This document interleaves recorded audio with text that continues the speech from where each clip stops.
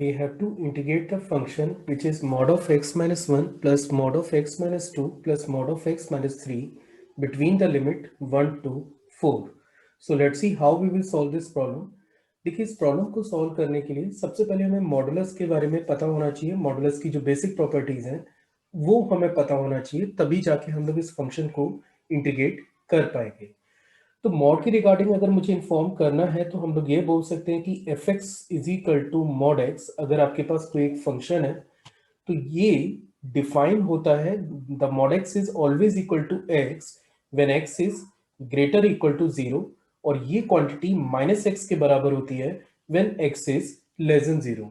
यहाँ पे ये जो माइनस एक्स टर्म है, ऑब्वियस है दिस क्वांटिटी इज पॉजिटिव क्योंकि एक्स ऑलरेडी एक नेगेटिव डाटा है, तो माइनस एक्स एक पॉजिटिव डाटा जनरेट होता है। मतलब जब भी आप किसी नंबर का मॉड लेंगे तो वो क्वांटिटी हमेशा पॉजिटिव ही रहेगी। ठीक है, अब देखिए जैसे इंडिविजुअली अगर मैं मॉड ऑफ एक्स माइनस 1 पे कमेंट करूं और इसको अगर मुझे ओपन करना है, जैसे मॉड यहाँ पे रिमूव करना है, तो आपको यहाँ पे ये समझना चाहिए कि mod of x minus 1 x minus 1 के बराबर होगा जब एक्स की वैल्यू 1 या 1 से ज्यादा है, तब ये क्वांटिटी पॉजिटिव है, तो फिर आप मॉड सीधा हटा सकते हैं। लेकिन अगर एक्स आपका 1 से छोटा है तो बाहर आपको एक माइनस इंट्रोड्यूस करना पड़ेगा, तब जाके ये क्वांटिटी पॉजिटिव बनेगी। और सिमिलरली अगर बाकी के दो टर्म्स पे आप काम करना चाहें तो जैसे मॉड ऑफ एक्स माइनस 2 है तो this is equal to x minus 2 when x is greater equal to 2, और ये बराबर होगा माइनस ऑफ एक्स माइनस 2 के। It is equal to minus of x minus 2 when x is less than 2 के। और अगर मैं थर्ड टर्म x माइनस 3 के मॉड की बात करूं तो इसको भी आप सेम तरीके से ओपन कर सकते हैं। ये बराबर होगा x माइनस 3 के when x is greater equal to 3, and this is equal to minus of x minus 3 when x is less than 3 के। तो मैं एक्सपेक्ट कर रहा हूं कि ये चीजें आपको पता होंगी अगर आप इस फंक्शन को इंटीग्रेट करने जा रहे हैं, लेकिन इन केस नहीं पता है तो पहले थोड़ा मॉडुलस की प्रॉपर्टीज आपको एक बार रिवाइज करनी चाहिए। वैसे मैंने यहाँ पे समझा दिया है कि मैं क्या प्रॉपर्टी यूज करने जा रहा हूँ।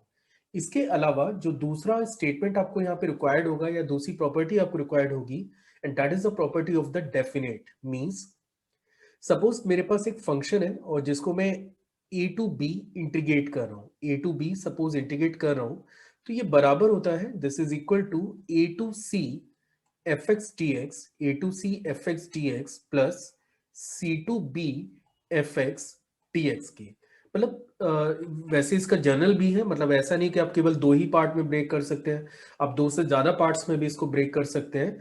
तो ये एक और प्रॉपर्टी है जो मुझे यहाँ पे जरूरत पड़ने वाली है इस फंक्शन को इंटीग्रेट करने के लिए। तो चलिए शुरू करते हैं कि कैसे हम लोग अब इस फंक्शन को इंटीग्रेट करेंगे।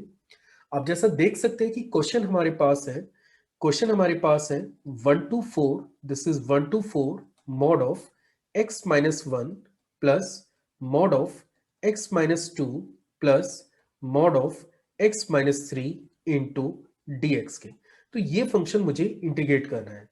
अब जैसा कि आप जानते हैं कि मॉडुलस का डायरेक्टली इंटीग्रल तो आपको नहीं पता है, तो हमें क्या करना होगा, मुझे इस मॉड को रिमूव करना पड़ेगा।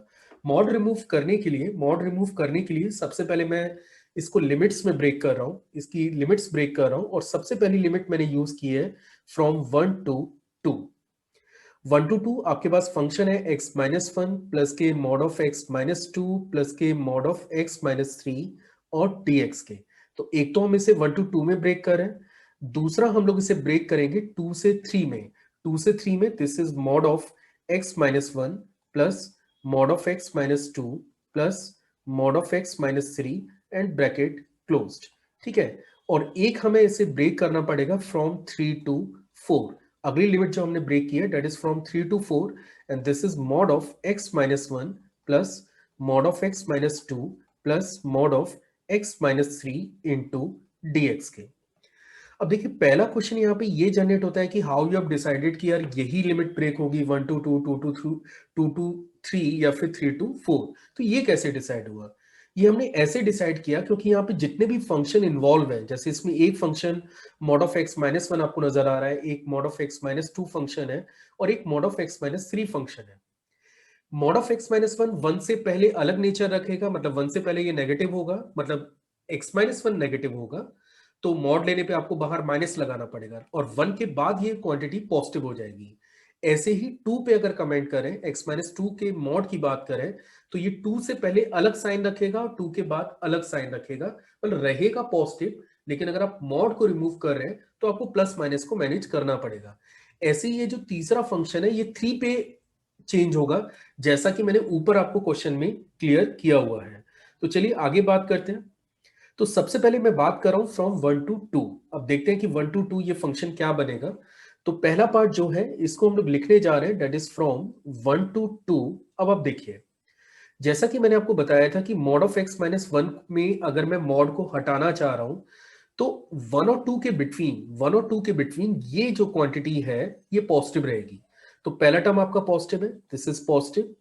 लेकिन x माइनस 2 मतलब ये टर्म की अगर मैं बात करूं तो ये नेगेटिव है, 2 से पहले ये नेगेटिव है, मतलब आपको फंक्शन के बाहर एक माइनस को इंट्रोड्यूस करना पड़ेगा। सिमिलरली अगर आप 1 और 2 के बिटवीन कोई नंबर डालते हैं तो ये क्वांटिटी मतलब x माइनस 3 एक नेगेटिव नंबर है, और अगर आप इसका मॉड हटाना चाह रहे हैं तो अगेन आपको एक माइनस को इंट्रोड्यूस करना पड़ेगा। तो मैं एक्सपेक्ट कर रहा हूं कि आपको जो एक्सप्लेनेशन मैंने आपको यहाँ पे दिया है इसको ओपन करने का वो समझ में आ रहा होगा। अब चलते हैं सेकंड पार्ट पे। देखिए सेकंड क्या है, 2 to 3। 2 to 3 मुझे इस फंक्शन को इंटीग्रेट करना है। तो जितना मैंने पीछे एक्सप्लेन किया है तो मैं उम्मीद कर रहा हूं कि अब आपको ये समझ में आ रहा होगा। 2 to 3 के बिटवीन ये क्वांटिटी पॉजिटिव रहेगी, ये पॉजिटिव है, ये क्वांटिटी पॉजिटिव है, लेकिन ये क्वांटिटी आपकी नेगेटिव हो जाती है, मतलब मॉड के अंदर। तो अगर आप मॉड रिमूव करेंगे तो जो डाटा अगर पॉजिटिव है वो तो पॉजिटिव ही रहेगा, लेकिन जो डाटा नेगेटिव है तो बाहर एक माइनस लगा के आप उसे पॉजिटिव बनाएंगे। मतलब फर्स्ट टर्म को आप सीधा x माइनस 1 लिखेंगे, अगले टर्म को x माइनस 2 लिखेंगे, लेकिन थर्ड टर्म को आपको लिखना पड़ेगा minus of x minus 3 into D x के। तो मैं एक्सपेक्ट कर रहा हूं कि ये भी आपको समझ में आ रहा होगा। और अब हम लोग चलते हैं लास्ट टर्म पे या लास्ट पार्ट पे, दैट इज 3 to 4। अब देखिए 3 to 4 में ये क्वांटिटी पॉजिटिव, ये पॉजिटिव है, ये भी पॉजिटिव है और ये भी पॉजिटिव है, मतलब मॉड को आप डायरेक्टली रिमूव कर सकते हैं। तो ये बन जाता है x minus 1, this is x minus 2, this is x minus 3।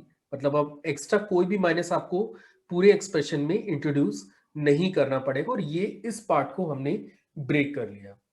जैसे मैंने ये एक्सप्रेशन तैयार किया है तो आप देख सकते हैं कि अब मॉड हमारा हट चुका है और अब ये काफी कंफर्टेबल इंटीग्रेशन हमारे लिए बन चुका है।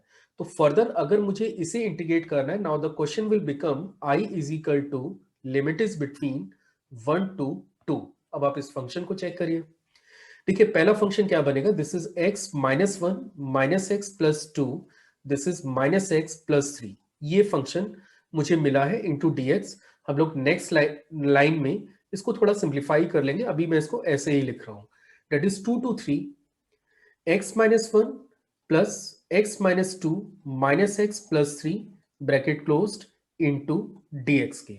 और तीसरे पार्ट पे अगर मूव करें तो that is the limit is from 3 to 4, इसकी लिमिट है, ये बन जाता है x माइनस 1 प्लस के x माइनस 2 प्लस के x minus 3 bracket closed into D x के।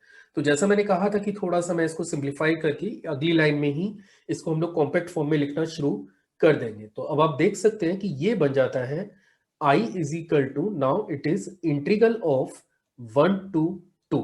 अब यहाँ पे आप चेक करिए, ये x से x आपका कैंसिल हो गया, इसके बाद 3 and 2 5, 5 minus 1 4, और ये टर्म बचता है 4 minus x into D x के। ये पहला पार्ट है।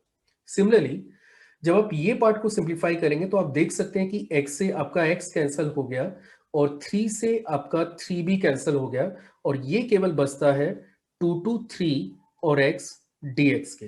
Then after the last part is 3 to 4, this is 3 to 4। यहाँ पे आप देख सकते हैं कि x x x, this is 3x, this is 3x, और कांस्टेंट की बात करें तो ये हमारे पास है 3x minus 6 into D x की। देखिए अब मैं ये उम्मीद कर रहा हूं कि ये जो भी एक्सप्रेशन आपको नजर आ रहा है ये कोई टिपिकल इंटीग्रेशन नहीं है। अगर आप प्रीवियस जो क्वेश्चन आपको दिया है उसके रिलेटिव ये काफी आसान से डाटा है जिनको आपको इंटीग्रेट करना है। जैसे 4 माइनस एक्स है, अगर आप इसे इंटीग्रेट करते हैं तो ये आएगा 4x minus x square by 2, और इसकी लिमिट आपको यूज करनी है 1 से लेके 2 तक, है ना।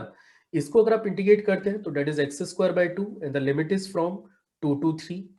लास्ट पार्ट को इंटीग्रेट करते हैं तो आप देखेंगे कि यहां पे आपको मिलने जा रहा है 3x square by to minus 6x, और लिमिट इसकी कन्वर्ट होगी 3 से लेके 4 तक।